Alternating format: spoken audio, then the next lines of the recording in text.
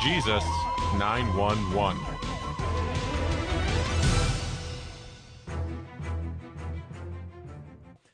I'm looking at your book right here. I started reading it. Thank you very much, Leila. You've made a great contribution to Holy Mother Church with this book, because this is a problem that affects a lot of people, all of our families, all of our friends. And let me just read just a paragraph that summarizes this book that you wrote called Primal Loss, the now adult children of divorce. It says 70 now adult children of divorce answer 8 simple questions in this book about how their parents' divorce has affected their lives, their marriages, and their faith. Their simple and poignant responses are difficult to read, and most of the contributors have never spoken of the pain and consequences of their parents' divorce until now.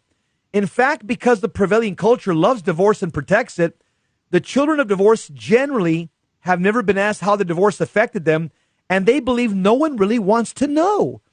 Despite vastly different circumstances and details, the similarities in their answers are striking, and the readers will discover that the death of a child's family impacts the human heart in universal ways, and that their suffering continues even decades and generations after the divorce. Wow. Leila, give us an overview of the book, A Primal Loss. So my book started because I had a friend, and I have kind of an inner sanctum of some Catholic girlfriends of mine, and we're all married with kids. And one of them is a child of divorce, and her parents divorced, I think, when she was about 6 years old. And just over the course of our conversations as friends over a couple of years, she started to say things that didn't really resonate with my own experience, because I have no experience with divorce. My parents were married for 54 years, and I've been married almost 30 years myself. So she would say these things, and it didn't really make sense to me. I'm thinking, gosh, she's carrying a lot of complications and a lot of burdens that I don't really understand, but it seems to be stemming from these different factions of her family and stepmothers and other situations that keep coming up. And she's in her 40s now, so it's been decades. So it just was so consistent. I thought, well, this is strange. I just don't know what this is. So I told her she should probably write something about it and educate people like myself. And she never got around to doing that. So then I thought, well, I'm going to do it, because I'm a writer, and I'm going to put out some questions. I'm going to find people who are adult children of divorce, and I'm going to ask them the questions that I'm curious about. And this is the wild thing. I'd been teaching the faith for over 20 years at this point, and I did a lot on human sexuality, a lot on family and marriage, and I never touched the subject of divorce for some reason. It was everything else, contraception and, fornication and just everything, theology of the body, but we never spoke of divorce. It's just because, everybody gets divorced, and then they get their annulment and they move on, and everything's fine. So when I put these questions out to my social media, I had a blog and also on Facebook, I just said, any adult children of divorce want to answer some of my questions? I got, within a day, well over 100 people saying, I'll answer your questions. Now, it was on the condition of anonymity, because I didn't want anyone to feel that they had to expose their parents, or, most people don't want to talk about this because they love their parents, and they also are very afraid to say what they really think.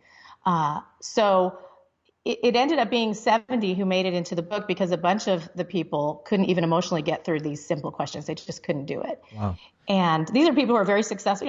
You'd see them on the street, you work with them, you just think they've got it all together, but really they're still wounded from that divorce years, even decades ago. I think good morning, Leila. Good morning. I understand you're a friend of Father Dave Nix, so any friend of his is a friend of ours. So yes, he says hello. I was just talking to him this morning. Awesome.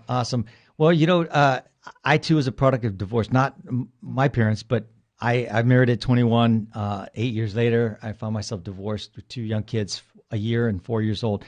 And what you were saying, I was listening to some previous interviews that you have conducted, and it was resonating with me that, I didn't get my son.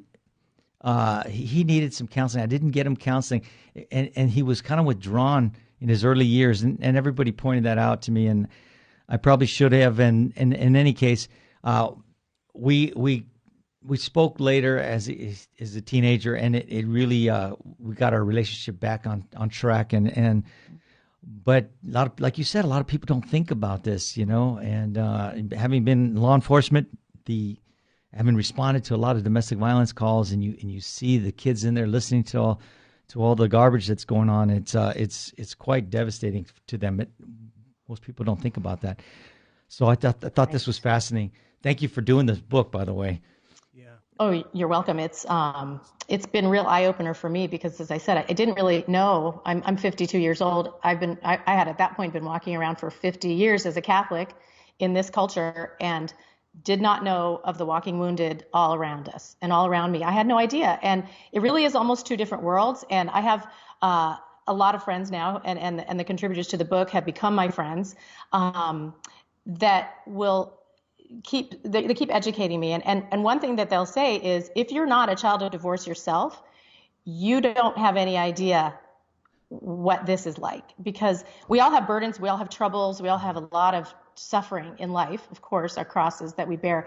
But those of us who aren't from divorce, we do that with an intact foundation. So if you're trying to navigate crosses and sufferings and all the stuff that comes at you in life, but your foundation is broken to begin with, you're even more behind the eight ball. You don't have anything to stand on. So most Leila, of them, and go ahead.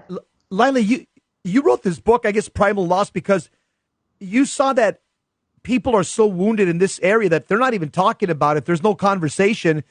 And to me, it sounds like by putting this out there and giving people a forum to start talking about this through your book, through social media, I think it's cathartic. I think it's therapeutic that people are starting to talk about this and saying, you know what, it's okay to feel like this, but here's some tools to help you deal with it. And there's other people that feel like this. You're not alone.